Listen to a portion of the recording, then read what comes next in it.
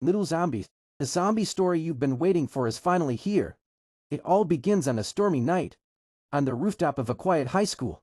Under heavy rain, a boy is being brutally bullied. Led by the school thug, Kunzai and his gang. The helpless student is surrounded. Mocked and beaten without mercy. But something strange is happening. As the punches land, the boy's body begins to twitch unnaturally. His veins darken. His breathing becomes distorted. No one notices. Suddenly, his spine bends in a horrifying angle. And in the next second he lunges forward like a wild animal. The bullies scream and force him down again. They think he's faking it. But then he attacks once more. In the chaos, he loses balance and falls straight off the rooftop. Silence. The rain keeps falling. Only then do the bullies realize this isn't a joke anymore. They may have just killed someone. At the hospital, the boy's father, loudly a quiet science teacher, rushes in. The bullies realize this isn't a joke anymore. They may have just killed someone. At the hospital, the boy's father, loudly a quiet science teacher, rushes in. But something feels off. He sneaks into the ward without telling the doctors. His son lies there, barely alive. The boy keeps muttering that he couldn't control himself, that he wanted to kill those who bullied him. Lally gently says everything will be fine. But in the boy's eyes, nothing has ever been fine. Suddenly, his body begins convulsing violently. His temperature drops. His pupils turn dark red. And without warning, he tries to bite his own father. That's when Lally understands. His son is no longer human. To prevent the truth from coming out, Lally grabs the nearest object, a Bible from the shelf, and repeatedly strikes his son until he stops moving. A father kills his own child, not out of hatred, but out of fear. Later that night, Lally hides the body inside a suitcase and tries to secretly dispose of it. Halfway down the road, exhausted, he falls.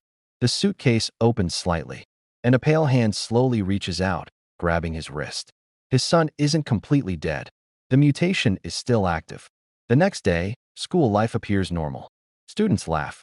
Teachers gossip. Teenagers flirt. As if nothing happened. But in the science lab, something sinister is hidden. Inside a small cage is a laboratory hamster. Its eyes glow faintly red. A rebellious girl, one of Kuenzai's followers, notices it while cleaning the classroom. Curious, she opens the cage. The hamster looks harmless. So she reaches out and gets bitten. She screams. Blood drips from her finger, but she ignores it. Big mistake. After tasting human blood, the hamster goes insane, smashing itself against the cage. The virus has found a new host. Soon, the girl begins to feel cold. Her body temperature drops to 29 degrees Celsius. Her veins darken. Her hunger becomes violent.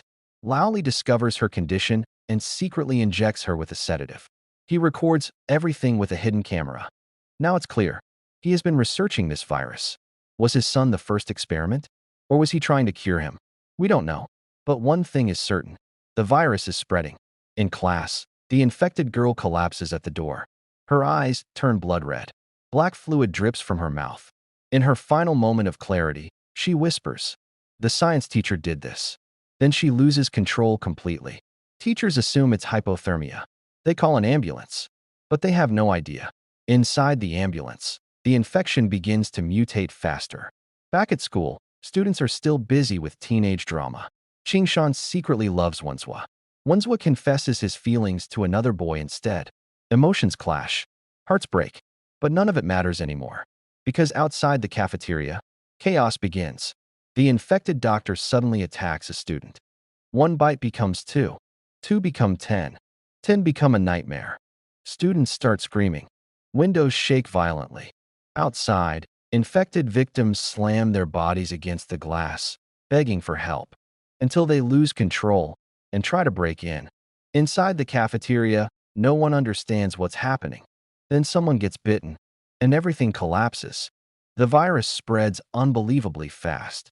Those bitten don't die immediately. They mutate. Their eyes turn red. Their skin turns pale gray. They attack anyone breathing. Classrooms turn into cages. Hallways turn into hunting grounds. The school becomes a sealed prison. Some students try to hide. Some try to fight. Some are too terrified to move. Meanwhile, Lowly realizes the infected girl was taken to the hospital.